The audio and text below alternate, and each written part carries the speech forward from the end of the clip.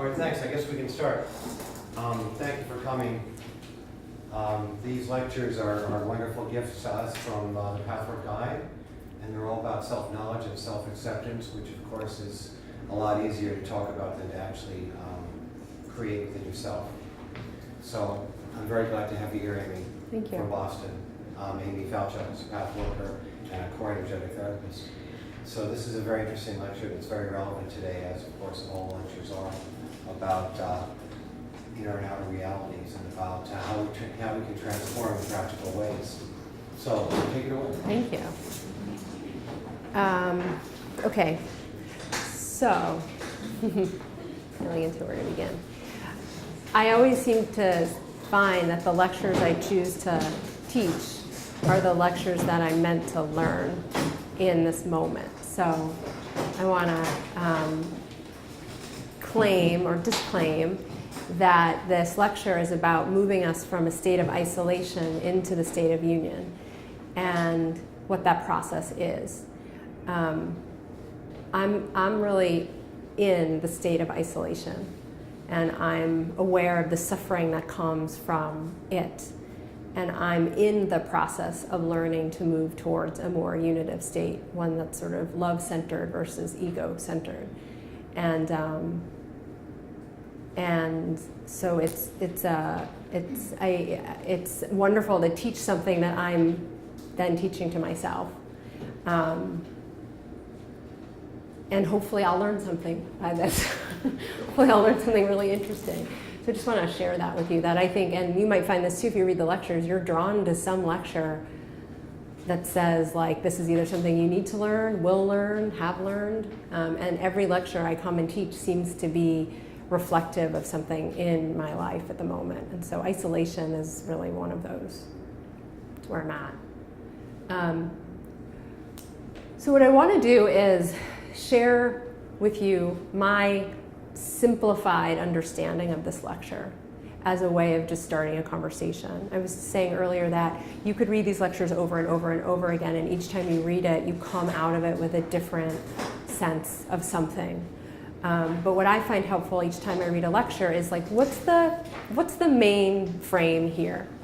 And then what of that main frame, what details within the lecture support that main frame that's of interest, at least to me.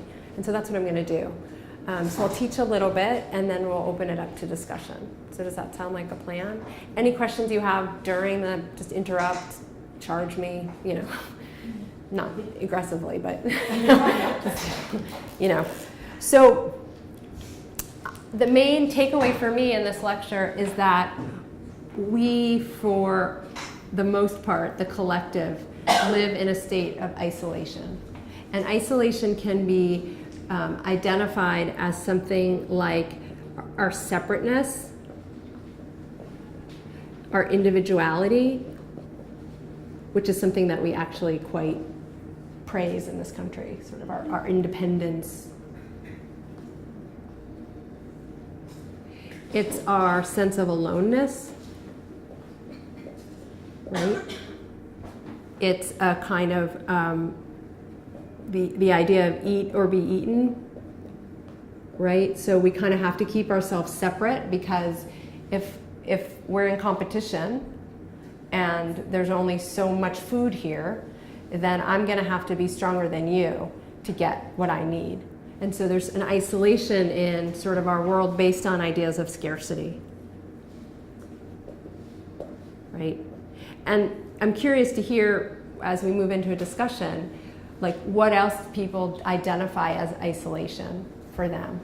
How are we collectively and individually isolating? What does that mean to isolate, right? The guide really focuses in on this idea of separateness or like uniqueness, in terms of, like, my feelings are only mine. You could never feel what I feel, right? And when we're suffering or when we're in pain, it's exacerbated by the idea that we're alone in those feelings, right?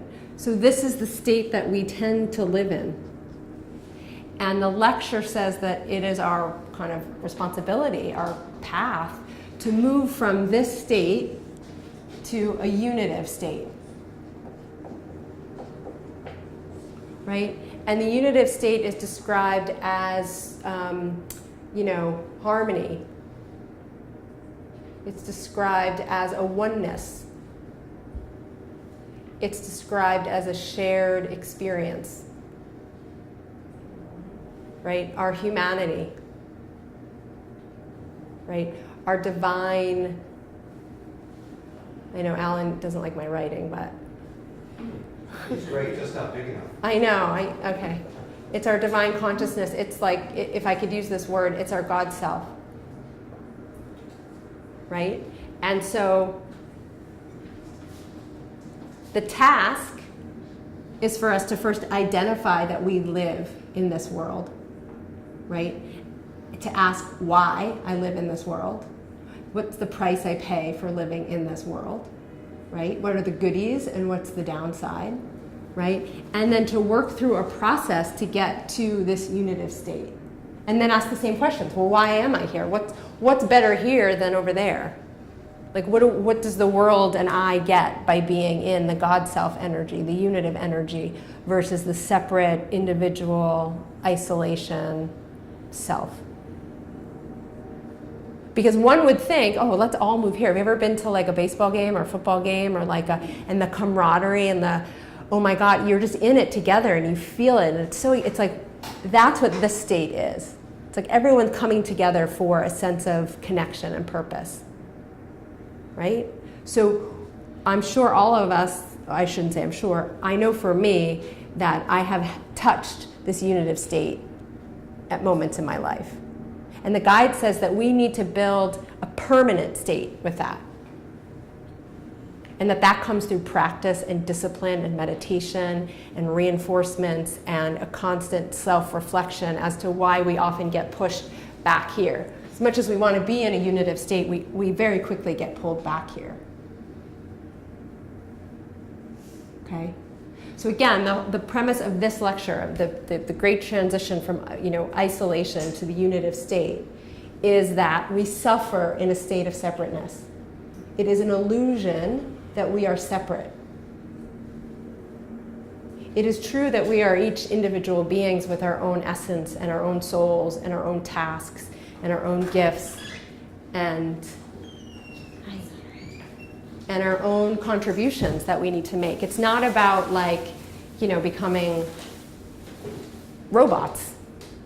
It's about honoring our unique expression without making ourselves separate from one another. So that point feels important to distinguish. Because a lot of people, one of the reasons, and the lecture says, one of the reasons why people don't want to move from isolation to unity is that they think they're going to have to give up their me-ness to do that. Like, oh, I won't be Aimee anymore. I'll just be one of you, and you'll be one of me. And that doesn't feel very exciting, right? So there is a charge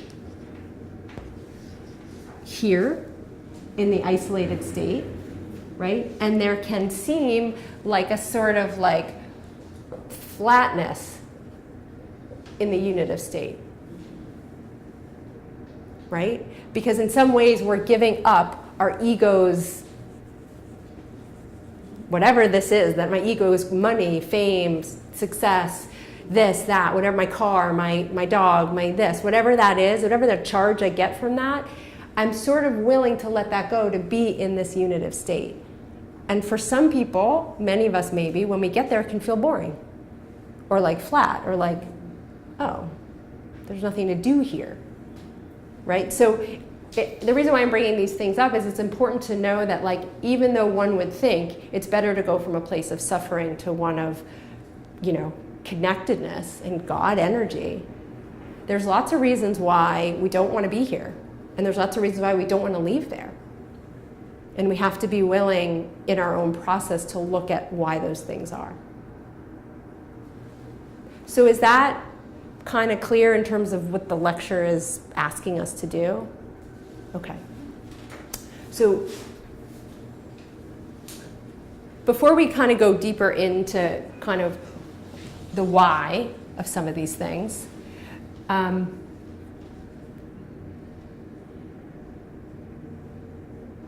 well, how do you guys want to do it? I want to teach you what the process actually is to get from here to there. That would require me erasing this word. So the other thing I want to do is explore with each of you, like, what does separateness mean to you? Why do you stay separate?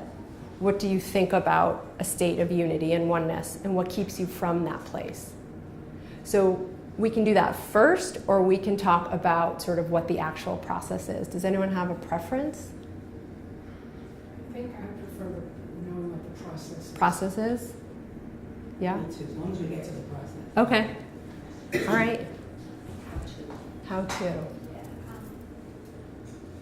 Yeah. missed that, but I mean, personally, I would want to know what point A is and Yes. what point B is Yes. before I know I'm getting from where to where. Yes. So I want to understand what each of these is before I know what I'm getting to. Correct. Yes. So I will definitely describe that in the process. Okay. Yes, absolutely. Thank you. Yeah. Can I just ask yeah. a question? I don't understand that I would be, I can see where I might be uncomfortable with the unitive state out of fear. But I think then when I'm experiencing that, as soon as I'm experiencing that fear, I'm no longer in the unitive state, Mm-hmm. right? And so flatness, I would think, also falls into that category where that's a perspective from the isolated self Totally. to about the unitive Yes. state.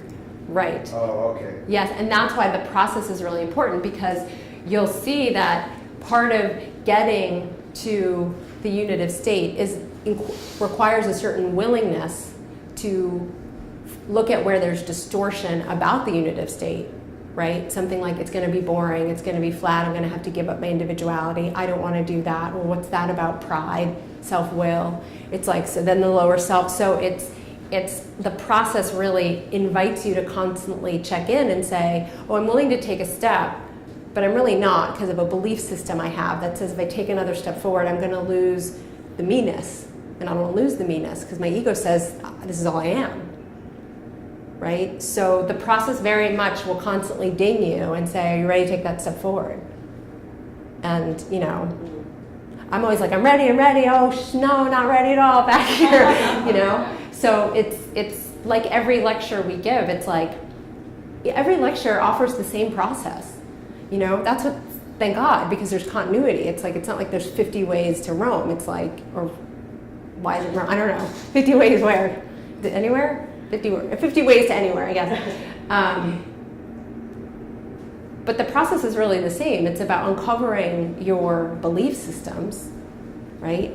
It's about sort of looking at where they came from. It's feeling into the pain of them. It's then recognizing you have a choice to let go of those things, and that in that choice, you're going to fall into a new state of being, which might feel horribly uncomfortable, because at least the old beliefs kept you safe, kept you isolated, and you knew it. It's like the devil you knew. So it's a constant sort of evolution of your own growth to be able to move from this state to this state, which as I go through the process has lots of sort of bumps along the road. Yeah. Like, so in terms of the creative process, it's a very isolating experience that then leads to a unitive state. Yeah. So I'm curious to know like where that would fall. Yeah. And also, like all of the things on the unitive state list are great, except shared experience is the one where that's the one where I sometimes feel isolated. All of the other things sound amazing. How do you feel isolated in the shared experience? I mean, not always. Uh-huh. Sometimes it does feel unitive. Yeah. But like I can just be around people where I don't feel connected. Right. And then I feel really alone. I feel more alone than when I am alone. Right. And so there might be an invitation there for you to say, am I open in this place with all these people around? Is there a place where I'm not allowing something in? Is there, not to put it all on you, but there's something, if you're feeling alone in a shared experience, there's something maybe going on that you should attune into. Maybe there's something that's like fake or sort of masky about what you're involved in, and you can feel that, and it's like, I don't want to be a part of that. So there's probably some wisdom and truth into why you feel isolated in a shared experience, right? So the unitive state and the shared experience that we're talking about is kind of like the utopia where nobody's in a mask and everyone is like in love and happy, joy. Not necessarily. I think that guide would say that, ideally it's the God self energy. So what I will say before I go into the process is, in this isolated state, we are in an ego state of consciousness. Right? And when we are in the unitive state, we are in, again, our God self, our sort of higher knowing, which doesn't prioritize the ego, like me, what I want. Right? So it's not so much like everyone still gets to do their own thing in this place, but it's the idea that like we're not separate, we're not competing against one another, we're not, it's not you against me, it's all of it. Like to live in a place where it's like all, rather than either or. This is an either or state, right? The ego knows happiness or unhappiness, rich, poor, happy, sad, single, married. Like it thinks in the world of duality. So there's a lot of kind of like, everyone's trying to make sure they're on the side of duality here that feels good. Versus on the God self side, it's like, it's all of it. Neither's good, neither's bad. It's all one experience, right? It's all, it's good and bad. And we're all in it together. There's nothing uniquely unique about our experience in this place. In this place, and this is, I think, going to your point about the shared experience, is the lecture says, which is an area that I relate to so much, it says, part of our isolation comes from the idea that we create our own feelings. So if I'm struggling, like I'm in grief at the moment, I lost my father, and I feel like I'm the only one who is feeling grief. I feel like I'm the only one that is feeling the kind of grief I'm feeling. And in that I'm the only one, I feel separate, right? What the guide said is that grief has existed forever. Like it's a current of energy that people tune into when they experience a loss, right? So imagine understanding feelings and from this more unitive state, which is we're all just tuning into something that already exists, right? That changes when I think of it that way, like I don't feel so alone in my grief. I think, I'm just tapping into something, tuning into something that maybe you tapped into last year or now. I'm not alone in the grief. And that's more of a Buddhist teaching also, that like, we don't manifest our own feelings. They're energy currents that already exist that we tune into. But from this place, it all just seems like it's on me. It's on me to be happy, it's on me to be sad, it's on me to be successful, it's on me. Like my life matters more than the collective. And my happiness only comes if I get it by being separate. Does that make sense? Yeah. So the process of going from an ego state of consciousness to a transitional state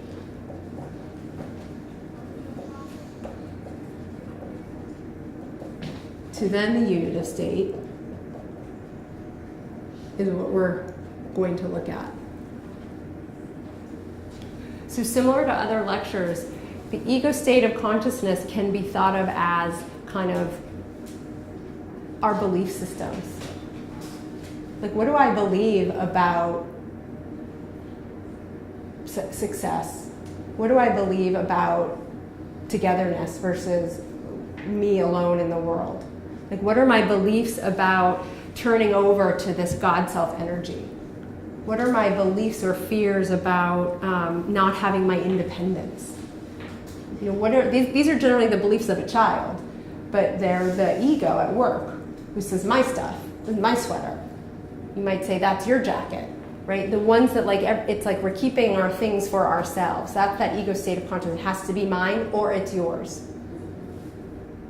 So the process in this place is to look at like, okay, what are my beliefs about separateness? Does someone want to share what their feeling about separateness is?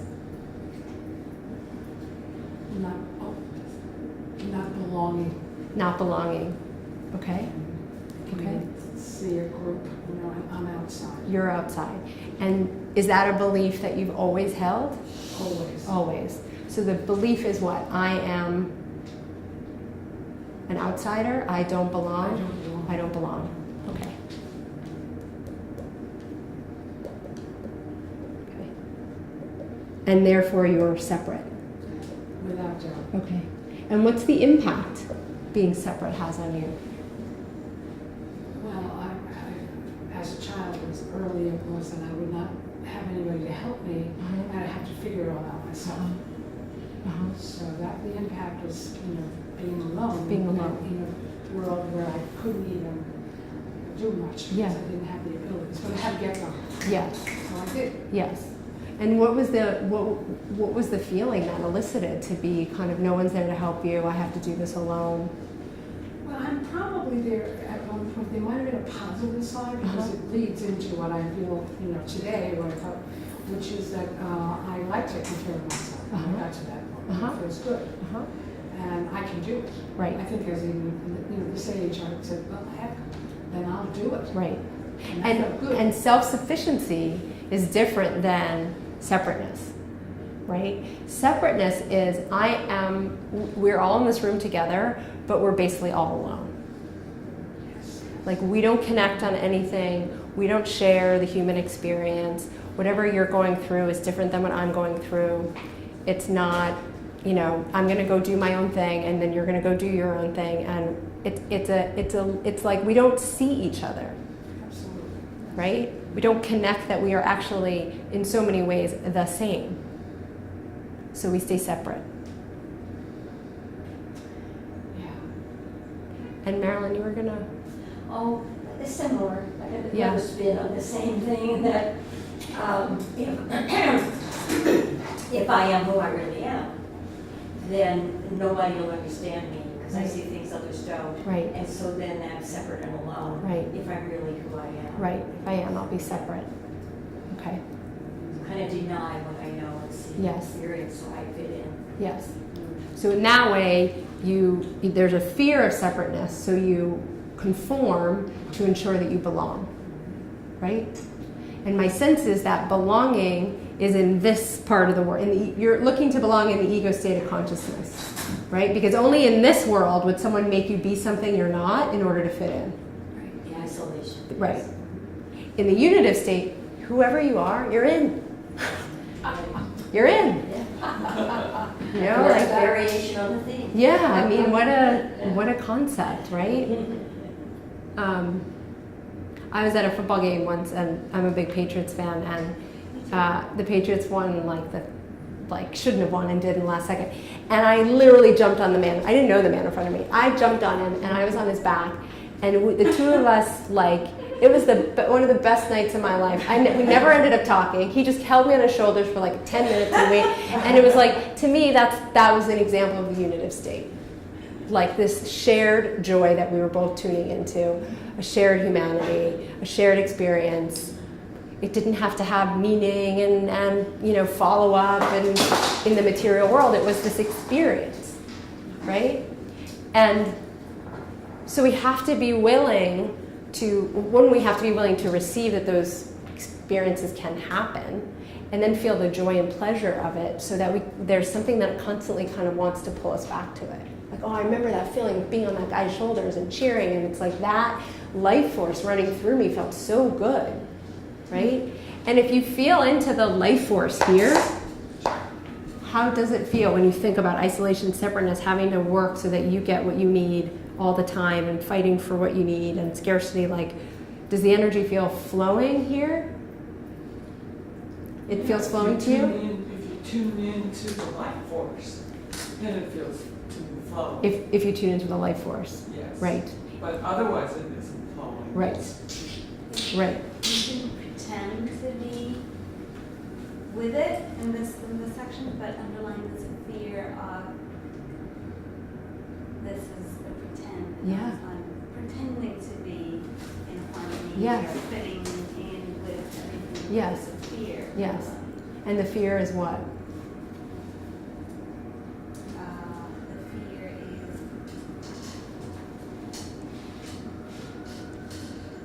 that they will know it's not real Uh-huh. or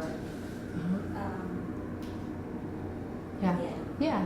I mean, the energetic vibration of the energetic state of consciousness is probably like a dull sort of wave versus like as you move closer into the unitive state, you're moving into like a real flow. And so you can feel the energy. I always ask people to think about states of consciousness in terms of just how they feel in their energy. And the more we're in distortion and the more we're tied to our ego, the more our energy is more held or depleted or tight because we're like having to fight to maintain our ego's survival. The more we understand that, we can surrender that ego to the God self. It's just, I still gotta work. Maybe I gotta even work harder to do God's work, the divine work. But it's not coming with so much fear behind it. So this state would transcend any personality or opinions or taste, because you're just going beyond everything that you hold as an individual definition, a description of what you think, feel. Yeah. The lecture and the question and answer sections talks about this because there was this notion that, well, if I do this, won't I lose my personality? Won't I lose the Aimee?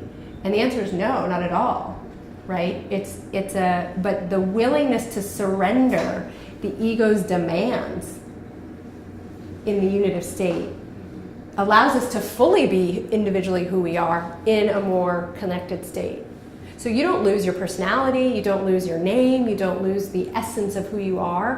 What you lose is the sort of demands and expectations of that little ego, of that sort of ego state of consciousness that thinks, oh no, I just got to keep all this stuff over here with me. I'm just thinking of an example, like walking down the street. There are times when everybody sort of smiles at everybody and you feel like, oh, isn't this great? We're all sharing our common humanity.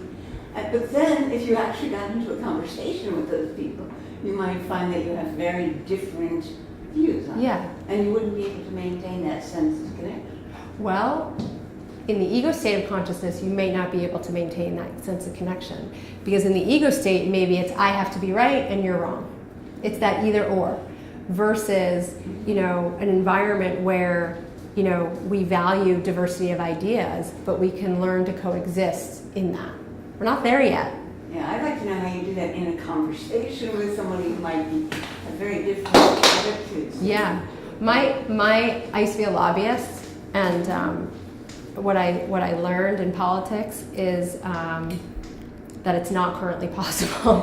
but that as I became a therapist and studied sort of the psychology of it, is that if you can really get at what that person is fighting so hard for, not just the topic, but their energy is fighting for something that goes beyond the topic.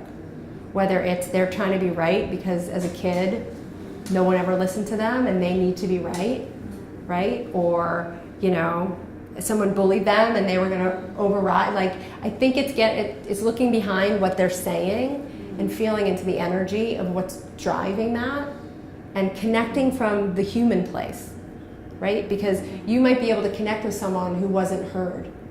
You might not agree with them what they're saying, but if what they're coming at you is all this energy because what they're really saying to you is, please just listen to me. Like, nobody ever listened to me, listen to me.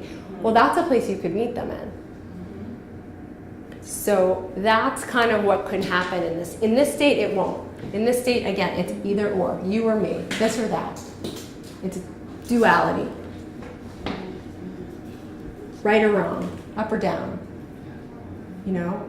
So we have our work to do to be able to move out of that process of me or you, this or that, right or wrong, and into meeting each other in a different way where we can still have diversity of thought, but we don't lose the connection, we don't separate from each other. Yeah, you're getting underneath the thoughts Yes. of their needs. Yes, Yeah. yes. In every political debate, there's a subtext.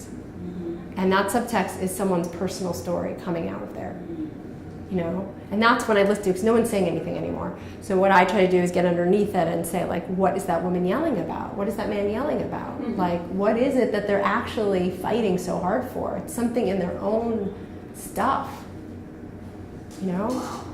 So that would really be hard. I mean, that would be quite challenging to turn off your own thought process and just try to see where they're coming from. well, the other thing that's important to note in this state, and we'll go through it, is your ego is getting stronger and stronger and stronger. Because only a strong ego is going to surrender its ego.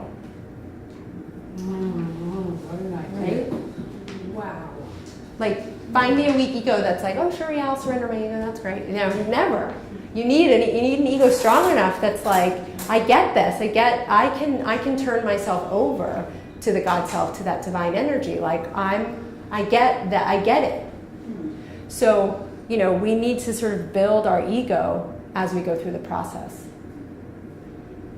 And the more we build our ego, the more we can tolerate the conversations with people where we're disagreeing.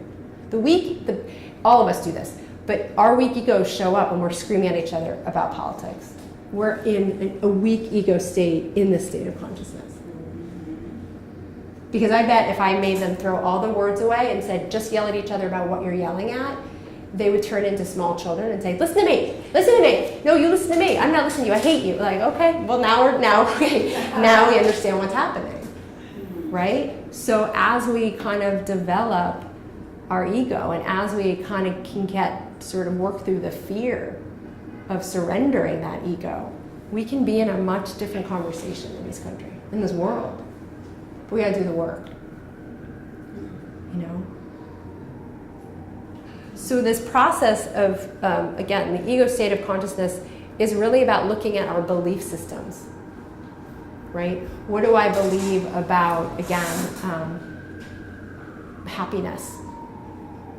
Do I believe that it's a solo job? Do I believe that if I don't put the work into it and I don't make it happen, it's never gonna happen? And I can't share my stuff with other people because there's not enough, and so I gotta just kind of, you know. So going through the beliefs about, like, you know, scarcity, individuality, independence, uniqueness, separateness, like what are the beliefs you hold about that? Where did they come from? I grew up in a home where I felt separate because there was a way where the family norm was to not really talk about feelings. And we intellectualized them instead. And I had a lot of feelings. And so I felt separate.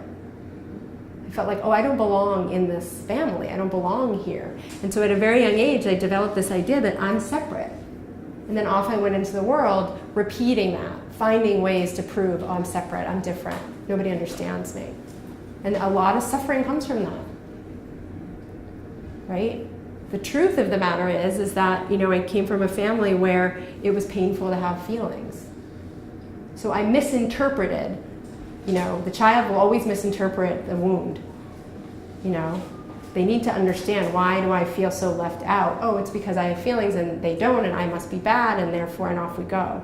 And so we have to kind of do the work to understand, like, what creates our isolation? What is our belief system around our isolation? Are we afraid? And so we stay isolated? Like, do we have a lot of pride? We don't want to show people that we have needs and we want to be in connection? Do we have demands of people and of life, and if they don't meet those demands, then we don't want any connection with them, so we stay separate? You know, do we stay separate out of fear that maybe if I connect, I'm going to have to feel pain? That it's safer to stay separate because then at least the pain is just mine? You know? So there's all sorts of reasons why we exist here. And so exploring our belief systems about that is the place that we start. And that's sort of this ego state of consciousness, which is step one. And the guide says very clearly also, like, before you even do this process, you have to agree or accept that these two worlds actually exist and that you're in one of them. So, you know, the question I would ask you is, like, do you believe there is this world that we live in that's about separateness and isolation and aloneness, and it's eat or be eaten, and it's me or you, it's, right? And do you believe there's also a possibility to live in a more unitive state? But then you have to find other people who have the same desire. I mean, you can't just do it by yourself. Or, you know, you could do it, but there'd be like a lot of wasted energy. Right. But going back to this idea that no feeling is created, it's already there. If something's driving you to a unitive state, it means there's something in the world that unitive state exists. Like you didn't just come up with it. Like the longing for connection is a human longing, right? That when people get together at football games or family dinners, there's a longing to be in some kind of unity. So it exists. The question is just like, are we willing to do the work to get there? Do we want to get there? Because we will give things up to get there. Can you say a little bit more about the idea that we don't create our own feelings? Yeah, so the way the guide describes it is that feelings are just currents of energy, right, that have existed for forever, right? And when we have an experience, we tune into one of those vibrations, right? So I had a loss, right? And I tuned into this vibration of grief. Kind of like a collective unconscious vibration? Yeah, or it's like, you know, I didn't know what grief was. It wasn't like, you know, it wasn't like I sat down and said, I'm going to feel grief now, because grief is this, this, and this. It was like I found myself tuning into feelings that I now understand are grief. And then I would hear other people and say, yeah, that's grief for me too. That's no one created that energy. It was there. We tune into it. You know, which I find, again, comforting, because when you think you create your own feelings, you think, I created it, I got to get out of it. As opposed to, I'm just tuning into something that already exists and is shared amongst all of us, and I can tune out of it. Yeah. Is it like a force that's pervading the atmosphere or something? It's described as currents of energy. I mean, I'll find the language, but I think, right, Ellen? It's like currents. It's like Life has consciousness. Whenever there's something that consciousness is animated by feelings, and all kinds of consciousness carries feelings. Yes. Different sorts and different states. yes, yeah, and we just tune into this idea of just tuning into something that has existed, will exist, will always exist, and that everyone else will experience. Maybe not all at the same time, but you're not alone in that. Oh, yes, because on, you know, there on my copy of the lecture, when the guide addresses that, you seem to produce a feeling does not mean that you have actually done so. What you do produce is a condition to tune into that particular force or principle. Right. So those are just words, but Right. they try to convey to us what it is of an already existing emotion. Right. Because if I'm feeling grief, I didn't know what grief was. I was tuning into some feeling that sort of came as a result of a loss. And I talked to other people who came into that feeling as a result of a loss, and it was like, oh, we're having this shared experience. We're each doing it on our own, in our own way, but it's not new. And sometimes we can get very caught up in ourselves. It's very egocentric. Some of these are my feeling. I'm so sad. My sadness, my anger, my grief.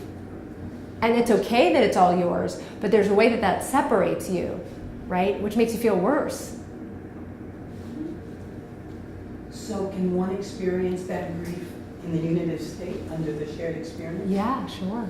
I What mean, would that look like? well, I think that feelings in a unitive state are experienced as less, well, I'm going to say they're experienced as, They have to do with the soft pain versus the hard pain. yeah, it's like we, in this state of consciousness, our feelings are like everything. It's like, oh my God, I'm having a bad day. Like, I need to stop. Like, it's this all-consuming kind of overwhelming experience. In this unitive state, like we almost experience it as like it's all one frequency. So like impersonal pain. Impersonal pain. I would describe it more as like one thing that I don't know if it was in this lecture, but I actually found it really helpful to read, is that the pain we feel in the unitive state is the pain of the human condition. The pain that we feel in the ego state is I'm pissed at you. Right? And it's all about you and what you did, and not that isn't important in terms of our relationship, but as we move into the unitive state, it's like we get that human beings do shitty things to each other. And in this state, or this state, we're going to blame that person. Right. You did this, and you did this. Right, you did this. Right. In this state, we're like, humans are limited. And it forces us to do things we otherwise wouldn't do. And so our feelings and anger actually goes towards the human condition rather than the individual. You know? And sometimes, again, I was having a conversation the other day with someone, and I was connecting to this idea of being angry at the human condition. And I was like, oh, damn it, I want to be angry at the person. That's so much more interesting and exciting. And I can yell at that person, and I can, and I can feel if I just get mad at the human condition, it's like, well, I can't do anything about the human condition, right? And that's where it goes to the ideas of it's flat there, or it's like there's no charge there, right? Because there's a level of acceptance that like we're in this together and we're committing all sorts of things as a result, and we need to get mad at the fact that collectively we are, as humans, behaving a certain way, which is a more evolved way of being in the world. Then I'm just really mad at you, and I'm going to focus all my attention on you and blaming you and fighting it out with you. It's like, okay, something might be important there, but you're stuck here. Right. It would come from something deeper, some personality thing versus. Yeah, there's something that's getting worked out here Right. that needs to maybe move towards. It's easier to want to blame a person than it is the human experience, because I can't solve for the human experience. What strikes me, the guy doesn't use these words, so he hesitates, saying anything else, except I think we're all exposed to other teachers, and there's like a theme now, leaving this third dimensional sphere and opening up to the fifth dimension. So then the third material world, which you're talking about, is striving, trying to be better, improve ourselves, that comparing and all that. That being over, and now moving into being spirit, having the human experience. Yes. So I always see that, if I shift and I am who I am that. Yes. I asked the guy that said, what we've always been and always will be and always have been, then we can embrace that human me, Yes. very like, and be much more loving Yes. and accepting of who I am with all my Yeah. individual struggles. So like for a minute, like just close your eyes for a second and just check in with your self and your body on the chair.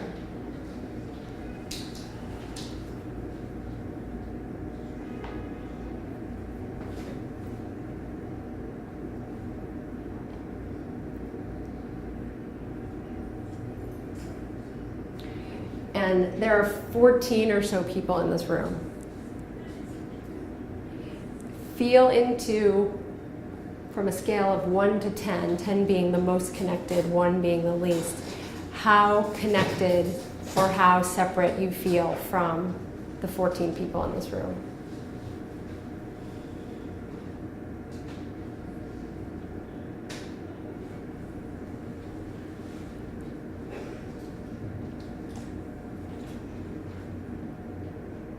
And if you feel separate, ask yourself why.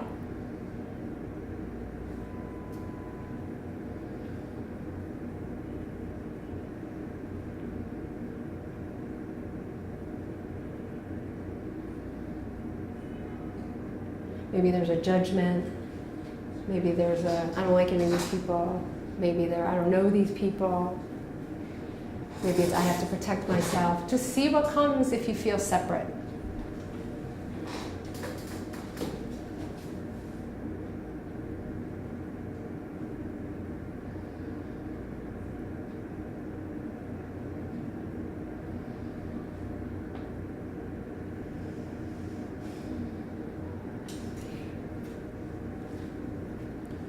And then if you're ready, open your eyes. I'm just going to try one more thing.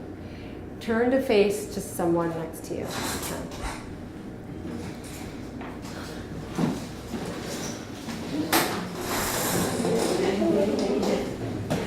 And I just want you to do something similar, but this time with your eyes open. You don't have to say anything to your partner. Just see if you feel a sense of connection, or if you still feel separate. And no judgment of yourself, but notice if it's like, I'm looking at this person, but I'm keeping myself separate from them.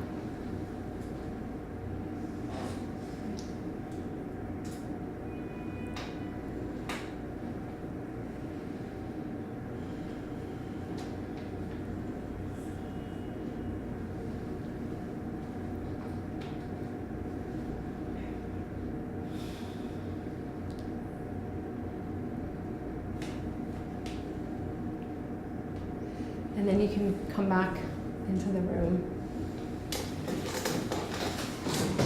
So, I mean, this was a really quick exercise for you to just even get a glimpse of how separate or connected you feel in the course of just a 2-minute exchange with people that you know or may not know.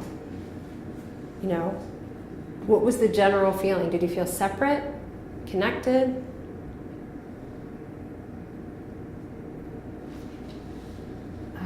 Very much so. When Beverly smiled or appeared to be going to smile to me, I felt much more connected. Connected, right. So when she let you... Yeah, beautiful smile. And was your smile to her, did it feel genuine? I feel connected to her anyway. Okay. So Yes. I noticed that I felt less connected to people who I don't see. Okay. Since I'm sitting up front. Right. It's like Right. a vacuum vector. Right. Okay. Okay, so that might be part of your idea of separateness, is like I can't see them and they're not there, Right. or I don't feel the connection, right? I mean, these nuances are relevant to really look at, you know, because in the unitive state, like whether Ellen's behind you and she can't see you, you're having a shared experience. In this state, it's like, well, she's sitting behind me, I can't see her, she's not relevant to me, right? So it's like those little micro sort of thoughts are important to look at when you think about like, how do I live in this ego state of consciousness, of separateness, or am I really able to connect in that unitive place? But being able to connect in that unitive place, that's not a cognitive thing. It's more of an experience. I think it's both, because I think, I mean, it ideally in the end it's experiential, but to the point made earlier, our thoughts will. If I want to connect, but I have a belief that if I do this, I'm going to get hurt, I'm going to pull back. So the mind's going to try to step in. You know, even though, again, we're always wanting to move in this direction, for every step we take towards it, we probably take a step back towards it. Because what we're going to come in touch with is fear. Right? Like, why wouldn't anyone want to be in a unitive state? Why would we human beings resist the comfort of a shared experience? What are we afraid of? Some might say, ego death, I'm afraid of. Losing myself. Well, that's a distortion, that you would lose yourself, right? Some might say, I don't want to share with people. My heart needs to be protected. You know, some might say, it's boring over there. I don't want to fight the human condition. I want to fight Beverly. Right? So we're in a battle of like, you know, it seems like the Holy Land over there, and yet nobody seems to be going there. So the question is why? And this is where we come into this more transitional state, which, you know, in the guide is more referred to as the lower self. Because we can come up with, you know, did I say something wrong? No, I think it's hysterical that our transition to the unitive state is our lower self. It's always the lower self, because once we figure out like what we're up to, then our will comes in and says, okay, you ready to do it? And the will's like, no, right? Or yes, but usually no, right? So, you know, this is sort of let's call this more of a cognitive exercise, and this is more of a willful exercise, and certainly emotional one. Because here's where we have to give stuff up. You know? So if I get a charge, and when I mean charge, it's like a hit. Like that's what energetically, that's what I mean. It's like if I get a hit every time I pick a fight with you, because it's like I'm in it, it's familiar, it's like, you know, I have a sister and this is familiar, and I can play this out and it's drama. Then I know that to move into the unitive state, I have to give this fight up. And I'm going to meet this lower self that says, do I want to give up the pleasure of fighting with you? Maybe not. You know? So we're going to meet ambivalence, resistance, our no here. Because in order to get from here to here, we have to give something up. We always have to pay a price to move from one state to the other. And from this place, giving stuff up is really scary. The ego doesn't want to give anything up. And that's why building a healthy ego is such an important part of this process. Because if you do all this work and you reveal like, oh, these are all my belief systems, but your weak ego is still weak, there's no way it's ever gonna give over anything. You know? So how you build the ego is, you know, whether you're a psychotherapist or other ways, you know, reparative experiences, like that's a key underlying sort of current here, is building the strength of the ego. Because once you do the work and you get to a point where you're going to be asked to surrender the ego. So when we go from the transitional state to surrender, then we move into the unitive state. And I haven't figured out how to do this yet.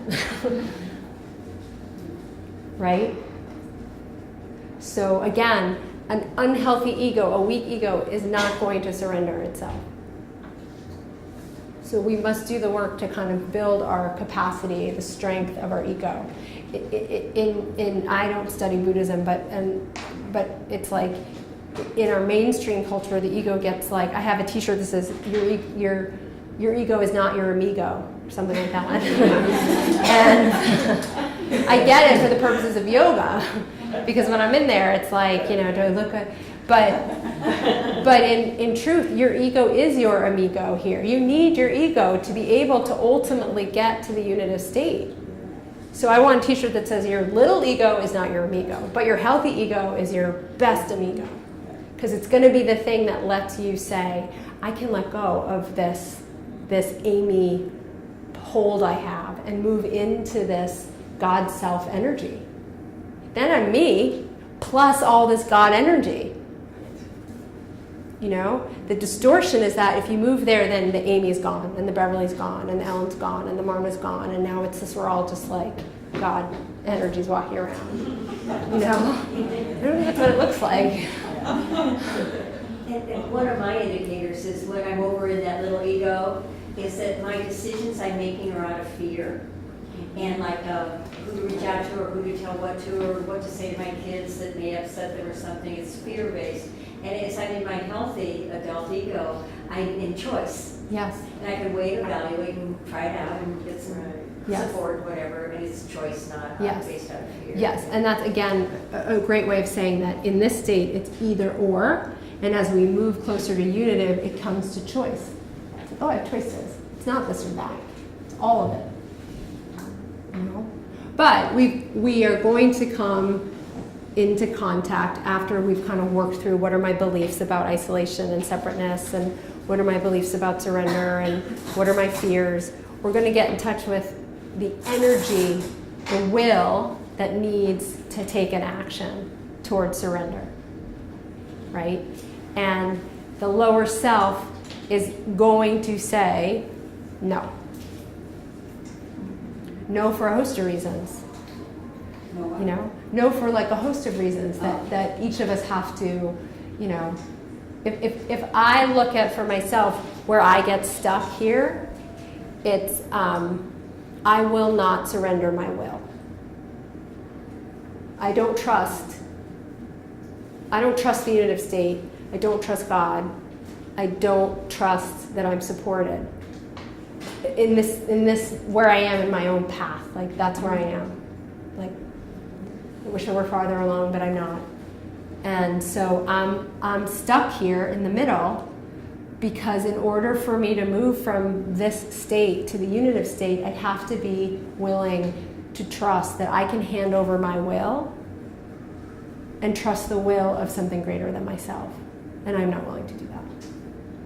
Because I have a belief about that greater will, which as a kid didn't seem like a very friendly thing to hand over to. So I have to go back to my ego consciousness state and do the work to understand my God image. Does that make sense? So when you say give up your will, it sounds like you're ready to join a cult or something. You need Yeah, thank you for saying that. The will I'm talking about is the self-will, the my way. My way. Yeah, but you have to have discernment to really Absolutely. see what's good and what's Of bad. course. And discernment is different than the demands of a self-will. The self-will says, the self-will says my way or no way. The self-will says it has to be this way. This is the only way it's going to be. And if it's not that, then I'm not playing, I'm not participating. Well, that's kind of black and white. What about the self-will that, you know, can differentiate between what is unhealthy and, you know, bad for numerous people? Yeah, I think that's a healthy will that's working with reason and emotion to come up with a good decision. Like, I am in total agreement with you. That's Like, judgment. That's part of your individual stuff, isn't it? yes, absolutely. And again, we don't give up our individual self to be in the unitive state. What we're giving up is that little ego. That's like me, my needs, my feelings, my desires. If you're seeing something else as the other, I mean, you don't want to be associated with whatever it is because you don't like it, that's being your separate ego, isn't it? Can you be critical of something and still be in the unitive state? Yes. Yep. It goes back to what we were talking about the politicians. It's like, what's the intention in your belief? Is it to prove you're right and someone else is wrong? That's more this state. Is it to be in the complexity of life? Like, that's in that state. You know? It's like, you know, you look at areas where there's conflict and there's all these programs being built to sort of have people come in and sort of just be in each other's space as human beings and learn to sort of build a certain trust with each other before you ever have a dialogue about the issues that sort of create such complexity and conflict. And so it's not about it's not this utopian society where it's like we all just agree on the same thing. We don't want that. The guide doesn't want that. The guide, you know, really says everyone who comes here may be more evolved than the next guy. And we need to cherish that, like, people on their path may be more evolved than someone on sort of at a different part of their path. And we need to honor what those people have to bring us. So this isn't like a communist, sort of socialist, flatline, egalitarian society. You know, it's a state where we don't feel that we are alone and separate, but that we are connected. We are humans. We're having a shared experience. We don't have to be so afraid of each other. We don't have to compete with each other so much. Part of it for me is to come to a place where I say, I can handle this. Uh-huh.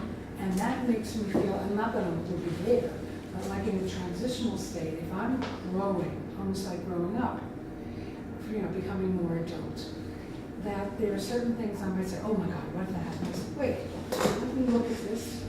I can handle it. I might not be able to do it right away. I might not get it exactly right. But if I can say I can handle this, I feel like when you say surrender to the healthy ego, that it's like, it almost feels like it's not, maybe I haven't been there, but it might not feel like it's surrendering quite that way. Yeah. But feels more like, I can do this. Yes. And we can do this on a daily basis. I think sometimes the image is like thunderbolt and you've surrendered your ego and you land in some, it's like when I stopped having political arguments with my brothers, I knew I was starting to surrender my healthy ego over. It was like I didn't need to win anymore. Like I may not have agreed with them, but the fight didn't seem interesting. It's like, okay, that's what you believe. Okay, I don't believe that.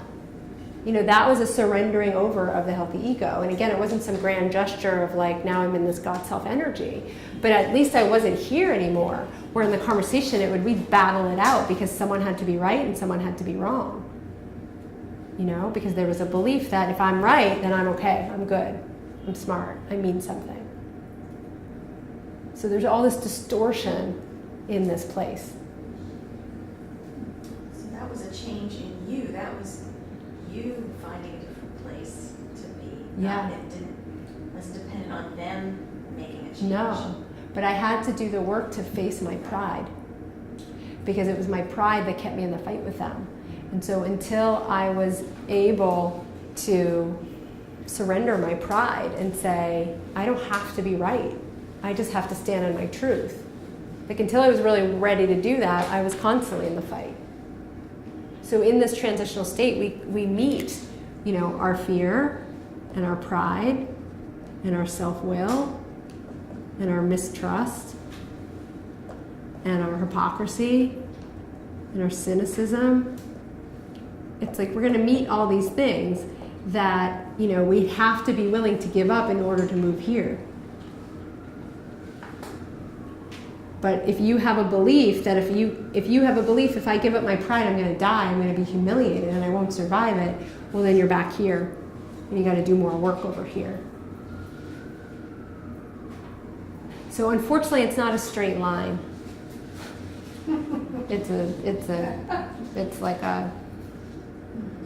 It's something else. How do you tell yourself, your ego, that, because it sounds like this is the place of safety, and the safety sounds like retreat. Mm-hmm. And visualization has of a turtle in its shell retreating back in. And you go out into the world, you have experiences that are alienating, you're associated with people or maybe your family that are alienating, and this is the safe place, going back to the safety zone. And how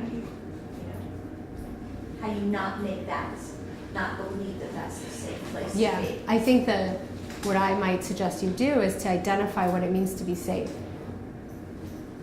Because the ego state of consciousness will define safety very different than safety in the unitive state. Because in this place, we're defending against rejection, pain, humiliation, being overpowered, being left behind, whatever, right? And so we do anything we can to stay safe from that happening. And so, as we go through the process, what we do is we become aware that we have to be willing to feel those exact things and trust that we will survive them in order to be able to move through. And that's the work, that's a lifelong, that's the life task,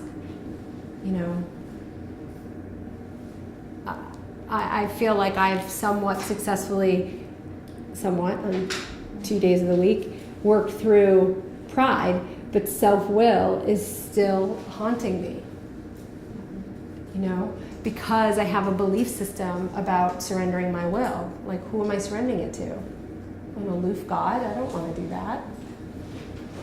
So we constantly are kind of going here, and then we're coming back, and we're doing more of the cognitive, kind of, what are my belief systems? And then we come into, okay, am I willing to give that up? Yeah, I'll give it up. Am I willing to know that if I give it up, I'm going to have to feel some feelings? Yes. Am I willing to feel the feelings? No. Okay, maybe I'm not ready. Back up. You know? Because it's very important to know that in this in-between state are feelings.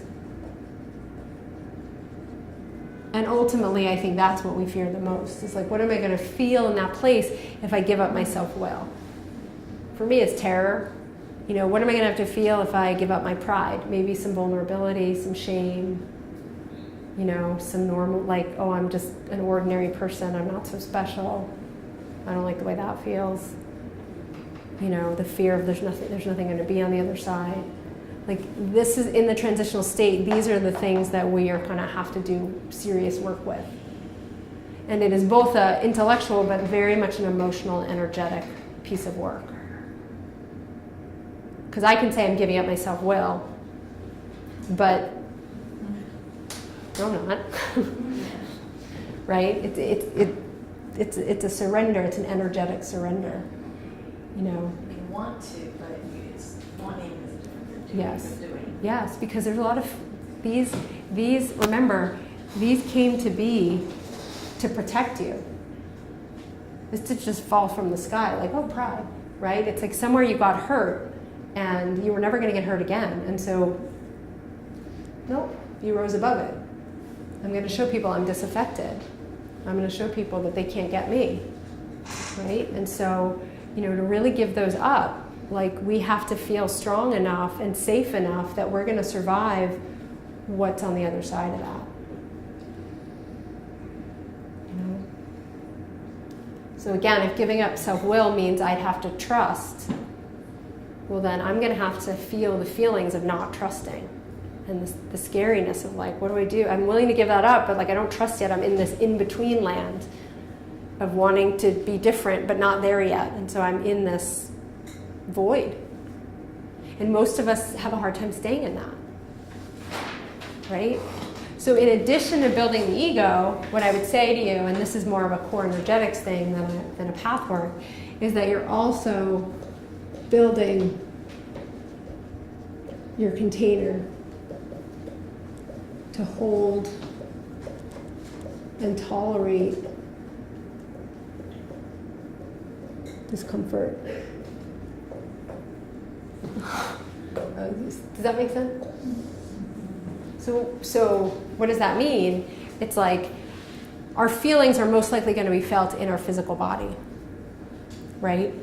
And if our body has for a very long time contracted or depleted itself in a way to make sure those feelings never come in, then we need to change that container to make sure that it can hold the feelings we're about to invite in our body. And that's why in core we do a lot of body work, right? Because someone who's proud, how do you think they stand? Up. The energy's up, right? So when you're up, you can't really breathe. You're pulling up, like the breath is constricted, your back's tight, your legs are probably locked. There's not a lot of energy flow here, right? So if that in order for pride to let down, right, and for feelings to come in, the body's going to have to learn for the first time how to hold all that energy that's now flowing through them. And so we have to slowly build our tolerance for that kind of discomfort. And that's why we do grounding work, and that's why we do expressive work, right? So that the body can get used to these feelings that the pride had been holding back. So remember, even though we call this the lower self, it's a protector. The pride is there because it thinks it needs to protect you. And it did, but it's not protecting you anymore because it's keeping you in this isolated state.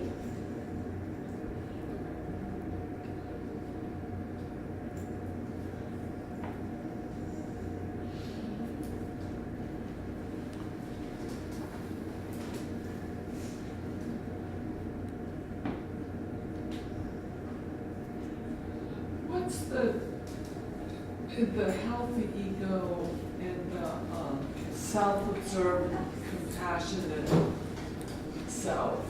I don't know the exact term, but it's referred to several times, not in this lecture, that we have to build that. Yeah, I mean, we need to, when you build an observer self, right? It's like that observer self can then look at sort of the situation, the experience of that, and begin a language to name it. You know, when you're in it, you're spinning. There's no way out. The observer can say, "I see that I'm doing this." Right? I see that I'm angry. I see that my body is tensing up. And that witness creates sort of a new space to look at what's happening, where you otherwise feel so out of control and powerless in it. The observer self is a very good indicator that you're building a healthy ego.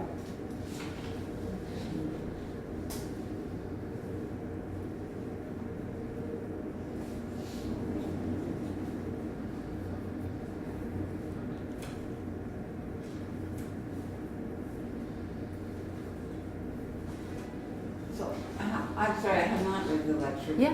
Sorry, but do you have suggestions about how to get yourself in the observer state if you should be losing yourself to an emotion and you're not being conscious of what's going on? Yeah. So they say in like 12-step, it's like awareness, acceptance, action, and it's like awareness is the key. So how do you build a practice where you're become disciplined or vigilant to look at a behavior or a thought that it seems so habitual, right? So one of the things the lecture says that the first thing that we need to do is even know that there are two states of being and that we live in one of them. Because if you don't even know there's two different states, then this process is sort of it's not a process, right? But if you're like, oh, I know what it feels like to be isolated and separate, and I know that like I suffer in that place, and I know what it's like to experience a unitive place because I've had it, whether it's at a football game or a family or whatever, at a march, at a protest. It's like you know that those two worlds exist. That's the first step, right? The second step is I don't think I want to be in this one. I want to move towards that, right? The third step is, okay, what am I doing in this step? Why am I here? What are my belief systems about maintaining my separateness? What do I believe about sort of us as a culture? Do I think we're all in it together? Am I really separate? Like there's a fact-finding piece in the beginning to just really do an inventory of like, what do I believe about all of these things, about my aloneness and my separateness? Something that I personally have experienced with one relative in particular, is self-righteous indignation. That's a big one, because that's like when someone is feeling that, they really believe that they are justified in feeling that. Right. It's very hard to get through that. Right. What of these defenses do you think that they're most in a self-righteous indignation? I would guess that some sort of insecurity, but I really don't know. What I hear is like, pride and self-will and probably fear. Right? Yeah. Because the self-righteous indignation is, I know better. I'm right. There's this victim thing that goes along with that. And they're a victim in it? Yeah. Like, how can you do this to me? Right. Kind of thing. Right.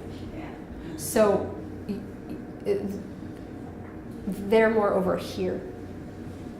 Yeah. They're still in the story that they're telling themselves about, I have to be right, I am the victim, I have to be better than other people. They haven't quite even named that they're in their pride or self-will. They just are still in their narrative. Is there a way to help someone see that when that's happening?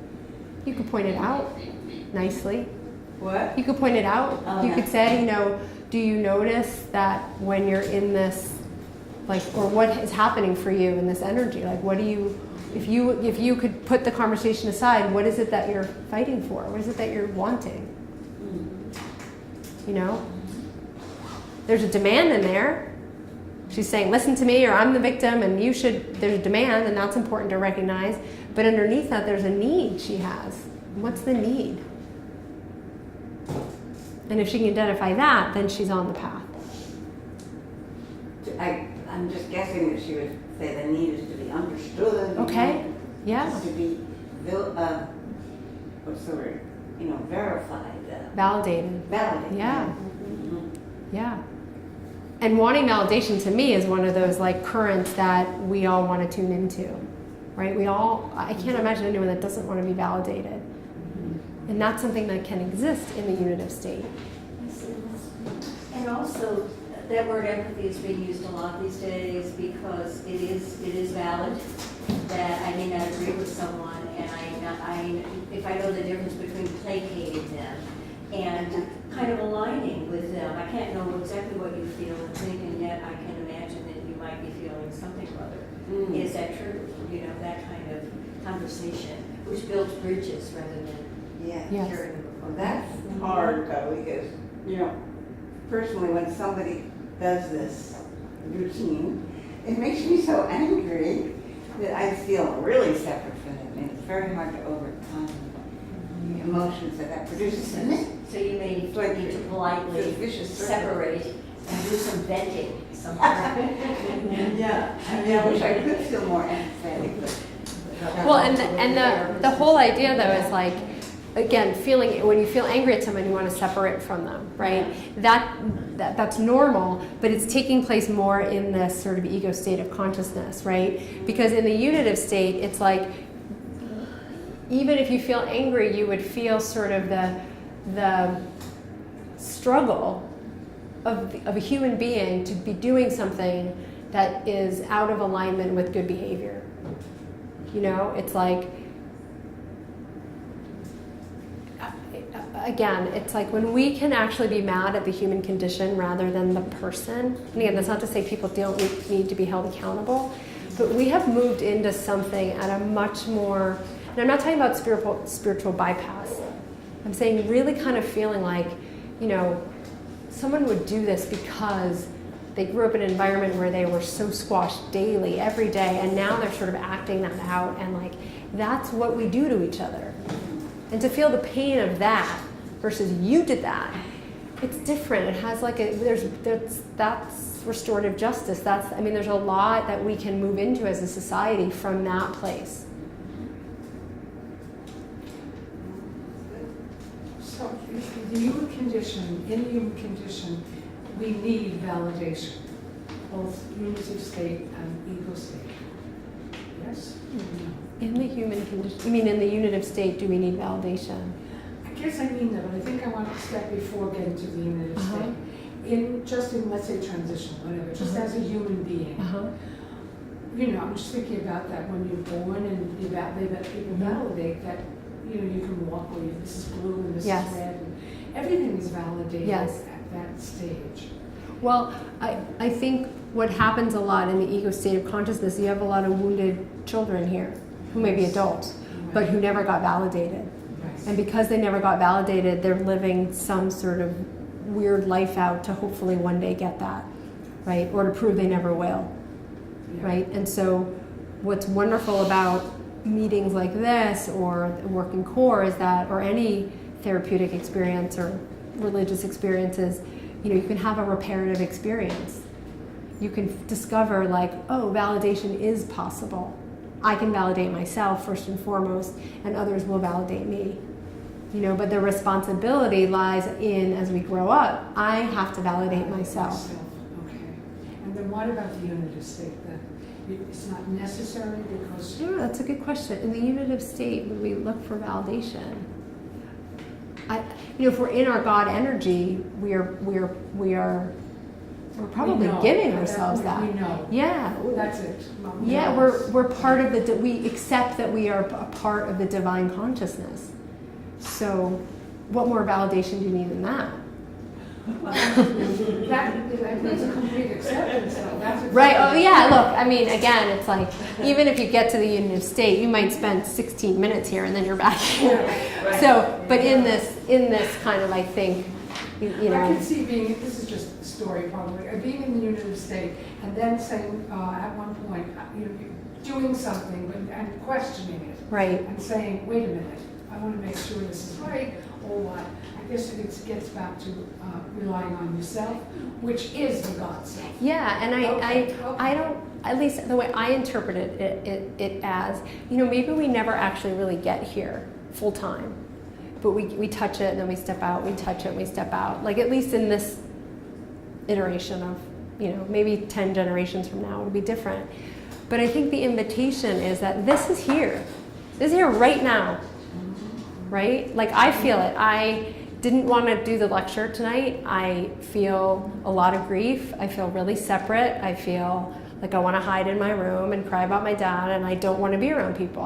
That's how I felt coming in here, I totally want to be here right now because I don't feel alone. And so the grief is there, and I still, I'll go home later and cry about him, but like, it's like when I feel less alone, when I feel like I'm part of something, I don't know most of you, but I feel as part of you. I feel like there's a shared curiosity, there's a shared spirit, there's a shared camaraderie, there's a shared, we haven't all surrendered our ego to the God self, but we're creating some kind of shared experience that takes me out of the suffering, like real suffering of the perceived isolation. Yeah. So I think, when I read the lectures, I think sometimes, it's inviting us to imagine this fantastical world. And I don't know if we get there, but we get to taste it and then keep tasting it and keep tasting it. And then ultimately, I think we come back to this place and says, okay, I've tasted it 7 times now. Why do we keep going back? And that's where we have to ask ourselves some questions. There are people who say like better to love and lost than never loved at all, right? And then there's the opposite. I remember my mom always saying, why would anyone get a dog? They die. And I'm like, well, okay. So, but her point was like, why love something that's going to get taken from you? Right? So there might be fears we have from the ego's mind about moving into the unitive state. Because it is here. And on a daily basis, we're choosing not to go there. And it begs the question, why? So that's the work for us. And I think for me, the validation would be those moments. That validates me. I think it's validating me as completely. And if I'm in that state, that's complete validation. Yeah. For the moment. For the moment. Yeah. That's very good. Yeah. And it's like the guide says, we touch source and we step out. We touch source and we step out. And again, I do think we need to get to a point where we say, what is making us take the foot out of the water? And sometimes, it's like, sometimes the light is too bright. It's like this state of consciousness is dark. It's predictable, but it's dark. And then you go into this bright light of unity and shared experience, and it's like, that's blinding. And again, the charge isn't there. That kind of charge of the dark, isolated state where it's me against you, it's like that charge isn't there. So it's like not only is the light too bright, but it's not as exciting. Right? And there's a selflessness in the unitive state where there is a self-centeredness in the ego state of consciousness. That's not to say that you don't matter in that place, but your ego's needs matter less. Isn't the ego happier?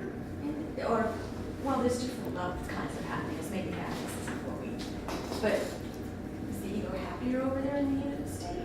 I would think that the healthy ego Emotionally happy. The healthy ego knows its purpose. And its purpose is to be in that divine energy, to be whatever it's meant to be in this world. So it's willing to sacrifice itself to be a part of, to have itself, and then surrender over to this bigger energy. A little ego is not going to do that. The little ego is like, I want that sweater. I want that car. I want to be better than that person. They're not really interested in kind of the greater good per se. Yeah, and I know that's another Pathwork lecture, something about why we retreat from happiness or something like that. But why don't we always want to be happy? Intuitively, don't we always want to be happy? Yeah, Don't we and turn just away? to say, the unitive state isn't always happy. right? Life still happens to us in the unitive state. There will still be loss, right? But if we trust that we all tune into a frequency and I experience a loss, I'm going to feel far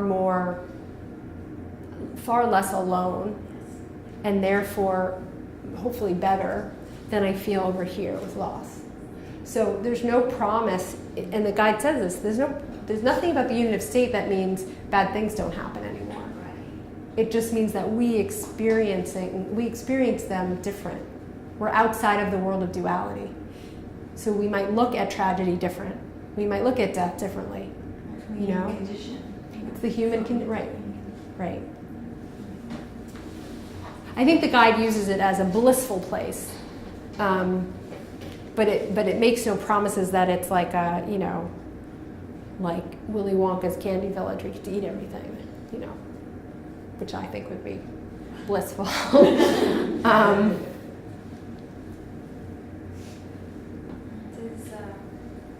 I'm very new to all this. Does the guide tell you how to do the work? Mm-hmm. Yeah. So this process of kind of the cognitive piece of understanding your belief systems is called image work. And there are lectures called images. I think it's like 35 or 30, I don't know. And this is really about like what are your core beliefs? Like where do those beliefs come from? You know, when did they form? What experiences informed them? And that's been the hardest part for me. Yeah. Yeah. And how come it's been the hardest part? I feel like there's a lot of, I don't know. Right. I know maybe I have some kind of beliefs and blockages, subconscious blocks, but I don't know what they are. How Right. can I uncover what they are? Things like that. What I like the way the guide suggested is to work backwards, right? So like look at a pattern of behavior in your life that's consistently working or not working, right? And start to peel away. It's like, well, what are the beliefs that inform that particular part of my life? So if I'm always in bad relationships, right? It's like I'm always in a bad relationship. It never works out. Well, why are you in bad relationships? Well, that's all I can be in. Well, why is it that all you can be in? Well, because nobody who's healthy is going to like me. Well, why is everyone healthy going to like you? Because, you know, I was told as a kid that, you know, only troubled people are going to like me because I'm troubled. Okay, well, where'd you get that from? I mean, you keep pulling it back and you're going to come to some core belief that says either like love is conditional or I'm not good enough or I can only rise this high. Like And it takes you to the process of peeling back. Because I've tried asking these questions, I'm like, I don't know. Uh-huh. Well, there might. I wonder if in the I don't know, if that is serving as some form of resistance to going there. Probably. Yeah, and so maybe there's some way we could think about a little meditation or practice you could do as you find yourself saying I don't know, because that I don't know might be saying like I know, but I don't want you to know. So we might need to kind of make contact with that I don't know part and see what she has to say, just to move that energy a little bit. Yeah. Yeah, as long as there's hope, like, you gotta do the work. I don't know how to do the work. Yeah. You have guys, Yeah. or the guide, Yeah, the guide is helpful. Yeah. Yeah. Relating to that point that I don't know, I was talking to a few friends about digging deep to get to your core beliefs. And when God stuck to that cycle, like, I don't know, and she said there is a trick question you can say, so the person doesn't feel too much of defensive. Uh-huh. They can say, what if you knew? What if you And knew? then Uh-huh. they say, oh, like if it were possible. Yes. And Yeah. then they end up saying, Yeah. and finding something that they didn't Yeah. know they were. That might be another way in, is a what if you knew? You know? But the I don't know feels like a block, right? And it might think that it's protecting you from knowing. And so again, you might need to sort of ask that part of you, what are you protecting me from? What is it that you think I'm going to find out that I might not like? Because it's definitely subconscious, not cognitive. Yeah. Yeah. And beliefs, core beliefs, you know, I can sometimes think I've hit a core belief and I realize, oh, that's still not it. It's you know it when it's like, ah, that's it. You know, love is conditional. It's like, oh yeah, that feels right. You know, God is something. Like these very kind of fixed statements are often an image, a core belief.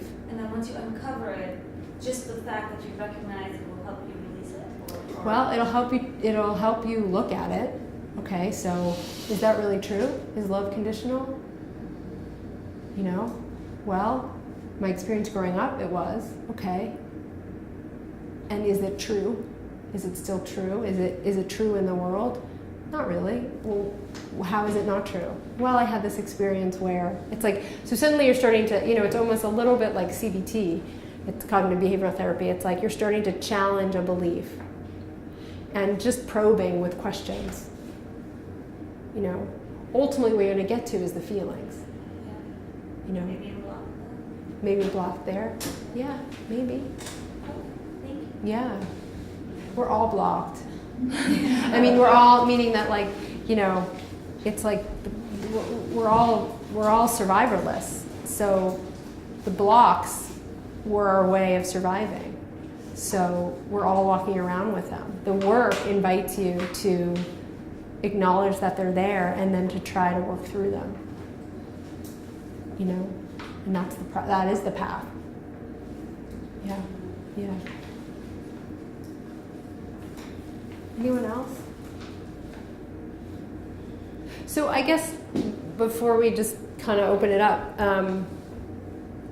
we started with the basic premise of the lecture, which is that, you know, the responsibility of us as humans, individually and collectively, is to move from an egocentric state of isolation and separateness and into a unitive state where we have shared experience, where we have the God self energy or divine energy, where we get to be us as individuals, but we're participating in this larger force of energy, right, collectively. And that the path to get there is a cognitive one where we need to look at our belief systems and our fears and our ideas and our hesitations, and then face those, because we're going to then be asked to do something, and our willingness to do it or not is where the rubber meets the road. If we are willing, then we're going to have feelings, and those feelings need a container to be able to survive in. And so we have to do the work to build our physical container to hold the discomfort of the feelings. Right? And that takes time. And when we do that, when we've sort of worked through that process, you know, we are more apt, hopefully, to step by step surrender over that little ego and step into this experience. And again, someone said it earlier, it's like, it doesn't have to be this like big bang. It's me jumping on the guy in the football. It's me just taking the pleasure of this shared experience with this unknown person because we're in this collective joy of a football game. And the more we get a taste of it, you know, the guide says the more we taste it and like it, the more inclined we're going to be to go back towards it. You know? And it's what you described in your own process tonight of, you know, having those feelings of like, you know, just wanting to go home and crawl into bed and not be bothered, and you know, you going through this, you know, you're the power of example here, really, that you showed up, you revealed yourself, you were open and honest and real with where you are. You gave yourself to us despite whatever, you know, resistance or ambivalence you may have had about that. You did it, and you know, whatever the, you know, the self-will, the pride, the fear that was part of that process. And then, as you said, you by doing that, by being willing to do that, and by actually moving through those steps, you know, kind of walking through the fear and the resistance, your energy changed. Yes. And your energy, that's what the guide says in the lecture, right? That when we change our energetic state of being, that then we make the space Yes. for that tuning in to the universal, the unitive state of consciousness, Yes. which is here, Yes. present. Yes. We're the ones who need to kind of open the gate, Yes. you know, and this, what you have, you know, done tonight is like a perfect, it's a shining example of what the guide is describing here in Yes. this lecture. Thank you. So thank you Yeah. so much. Yeah. Thank you. Thanks. And it's what's I think important about what you're saying, Ellen, is that like sometimes when we read, you know, theology, philosophy, sort of whatever these sort of path to transformations are, we often think that they are these big ticket items. New job, new relationship, new city, new something, new, I'm gonna blow my world up and turn it into something else. And like, no, all I did today was wanting to be separate and decided to show up and do it differently and feel into the resistance and share myself with you. And by doing that, I was able to experience the unitive state. You know, and nothing big, you know, nothing dramatic, nothing has changed in my life, but something has. Something shifted for me. Yes. You know, and so it's like the guide can be used for like everyday life. Everyday life, every situation, we can take ourselves through this process.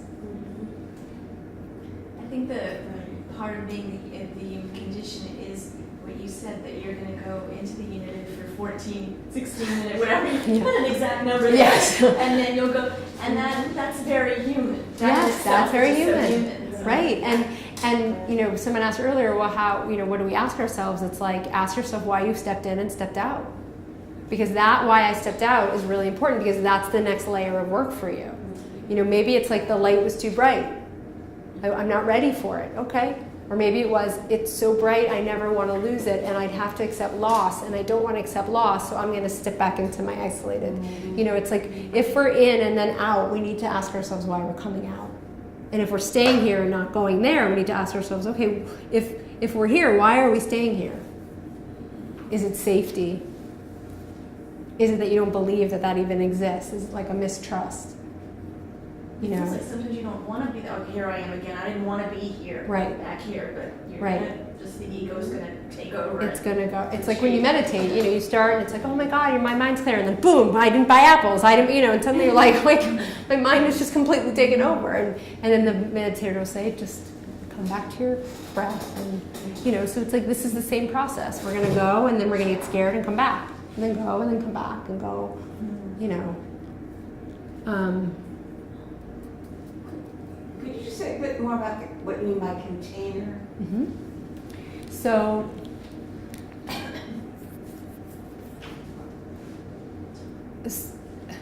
if I'm a little kid, right, and I have a niece and she loves to just move her body. It'll go this way, it'll go that way, it'll go up. It just, she loves to move her body, and she's like this, right? And my brother contains her a lot, just to stop, sit down, stop moving, stop. Not in a mean way, but just, you know, it's like her energy is really big, right? And what I see happening is she's slowly kind of contorting and restricting her energy, because her relationship with her father is important, and her father is basically saying too much. So her body is slowly, instead of this, it's a little bit like this, and it's a little bit like this, and it's a little bit like this.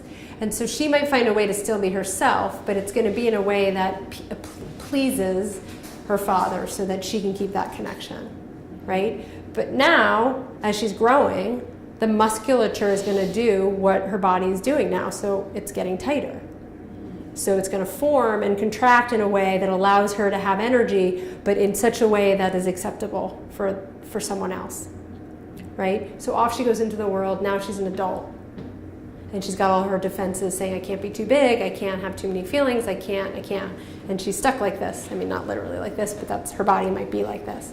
So imagine what happens if you introduce a big feeling into a container that's like this. It's not going to be able to hold it. It's either going to burst or it's just not going to be able to hold it. So slowly, like, you need to help that person come back into almost their natural state where their container originally was, which is, I can hold that. But that's work we have to do, because remember, we're here for a reason. We're here because we wanted to please Dad. And so the risk of going into here is loss of Dad. It's feeling the shame of shutting yourself down in the first place, right? So the process of going from a contortion or restricted form of energy to more open, it's like you have to do that slowly with someone. So that's why in our work we do grounding and hitting and vocalizing. Like we're trying to open up the body again, breath work, right? Because if she can breathe, she can take more in. Like this, you don't breathe so much. You're breathing, but not so much. So there's only so much she can take in. But if she learned to breathe, well, there's a lot more room to have a feeling come in. So that's what I mean by building the container, to tolerate the charge, the feelings. Because in our ego conscious state, we are in some kind of contortion. You can see it in people's bodies, right? Maybe they're really heavy set, so there's a lot of they're boundaried, right? The weight kind of keeps people away. There's, this, there's this, where it's like, I'm no energy. There's a frenetic energy, right? So everyone's walking around with a body expression that reflects kind of their story. But in order for the natural flow of their life force to work through them, their body needs to be able to hold it. So we work with the bodies to kind of get them back into a natural state. Just changing your posture, I think, can actually. Absolutely. Breath, posture. I'll have clients come in and I'll just ask them to stand, and I'll say, what's your natural stance? And a lot of times it's like, and I'm like, how do you feel? They're like, oh, good, relaxed. I'm like, your knees are locked, your butt is out, your chest is forward, you're not breathing. Like, there's no way that's what, but they're like, oh, but this is my natural stance. And then you say, well, what would it be like to bend their knees? So they bend it. It's like, oh, what happens? They're like, oh, my lower back just released. It's like, oh, what happens to your chest? It's like, oh, I can feel more air coming in. It's like, oh. So it's very much posture. I mean, it's how we stand in the world is often how we defend in the world. And so we need to work with the body and the energy as much as we need to work with the words and the feelings and the belief systems. And pathwork really is what, core energetics came out of bioenergetics, and what differentiated, for the most part, bioenergetics from core was the bringing in of the pathwork. But core is a body-centered process.